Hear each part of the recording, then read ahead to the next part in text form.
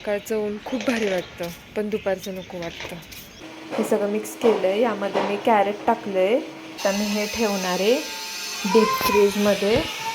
तुला आवडतो पॅनकेक? किती आवडतो?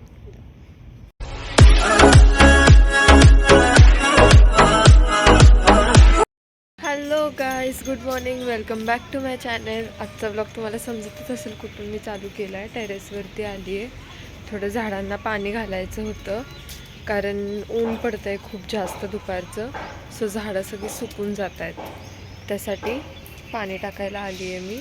थोडंसं हलकंसं ऊन येतं आहे, दिसत असेल तुम्हाला. सकाळचं ऊन खूप भारी वाटतं, पण दुपारचं नको वाटतं. सो चलो, मी झाडांना पाणी घालते आता. काय करते चिव तू? भाजी निवडायला आली? क्लॅप क्लॅप करती? दादा बघ दूध पितो. तू तुझ्या हाताने पितो? धराने पी, धर. दादाची नाटकं असतात 100.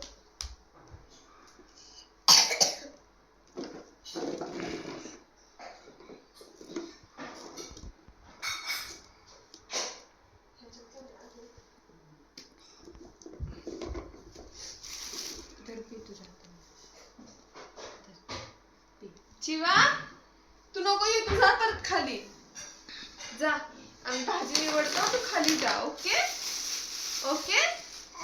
हो, तू सगळं ओढशील ना इथे. मग जाते का खाली? तू जा, तू एकटी जा, चालत चालत जा. आलीच आलीच. हा,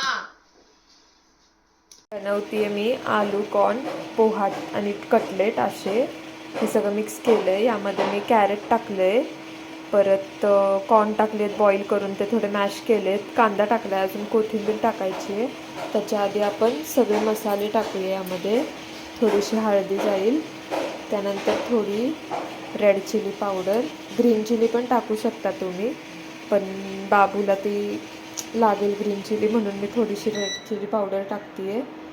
त्यानंतर यामध्ये जाईल थोडीशी जिरा पावडर आणि थोडी मी टाकते आमचूर पावडर.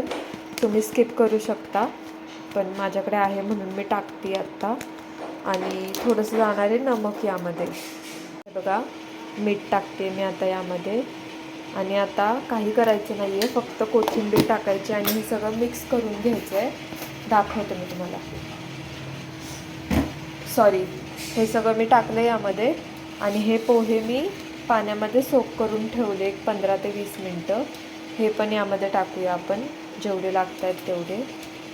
मला वाटतं एवढे इनफ आहेत कटलेटसाठी. सो हे टाकू सगळेच आपण, जाऊ दे, राहिलेलंच तरी काय करायचं. सो टाकलेत मी आता हे सगळे. आता हे सगळं मिक्स करून घेऊयात आपण नीट, आणि मग कटलेट बनवू. गाईज, बाबूला स्कूलला लेट झालं आहे म्हणून मी एवढंच बनवलं आहे. इथे मी बनवून ठेवलं सगळं मिक्सचर.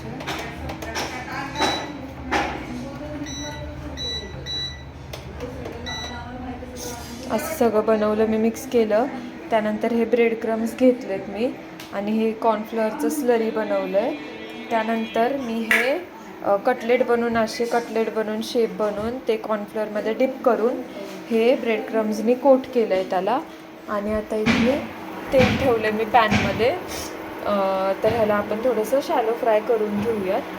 चलो बनवू, बाबूच्या स्कूलचा टाईम झाला आहे, लवकर लवकर बनवतात. सो गाईज, कटलेट मी असे ह्याला कोट करून ठेवलेत, मगाशी दाखवले तसे.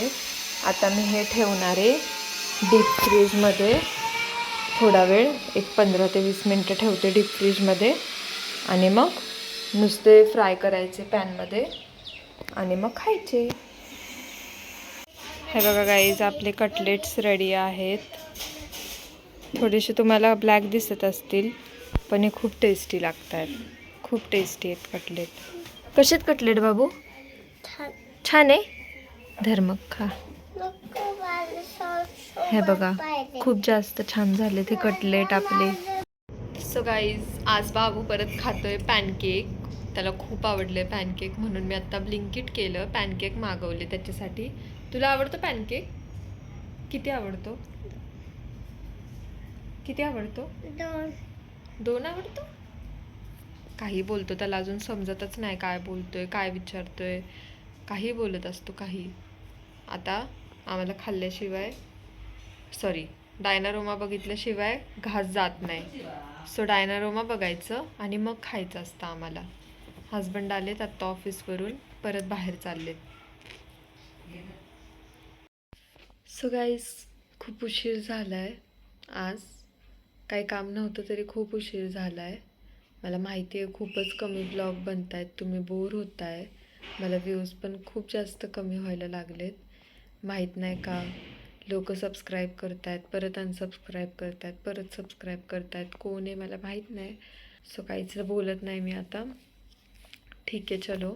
तसं पण ब्लॉगमध्ये एवढं काय नाही आहे बघण्यासारखं, कारण काही बनत नाही आहे. माहिती आहे मला. घरीच बसलो आहे कारण सगळे आजारी पडलो आहे, त्याच्यामुळं थोडंसं.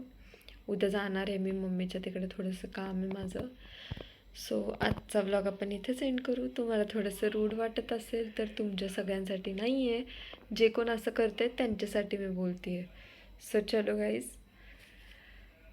सगळ्यांना आवडलं असेल त्यांनी लाईक करा, शेअर करा, सबस्क्राईब करा, नक्की करा. भेटूया उद्या परत आपण नवीन ब्लॉगमध्ये. So bye guys, good night, bye.